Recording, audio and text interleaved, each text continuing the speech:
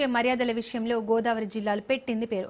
కానీ ఈసారి గుంటూరు జిల్లాలోని ఓ కుటుంబం గోదావరి ప్రాంతానికి చెందిన తమ అల్లుడికి ఏకంగా 158 వంటల రకాలతో విందు ఇచ్చి అందరినీ ఆశ్చర్యపరిచింది.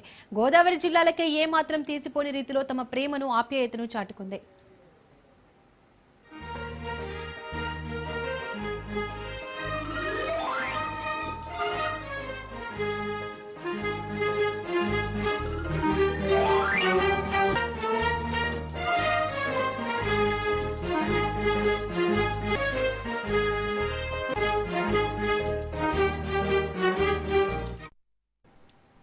గుంటూరు జిల్లా తెనాలికి చెందిన శ్రీ వెంకటేశ్వర గ్యాస్ కంపెనీ యజమాని వందనపు మురళీకృష్ణ తన కుమార్తె మౌనికను గతేడాది రాజమండ్రికి చెందిన శ్రీధర్కు ఇచ్చి వివాహం చేశారు. పెళ్లి తర్వాత వచ్చిన తొలి సంక్రాంతి కావడంతో అల్లుడికి చిరస్మరణీయంగా ఉండిపోయేలా ఒక వేడుక చేయాలని మురళీకృష్ణ దంపతులు భావించారు.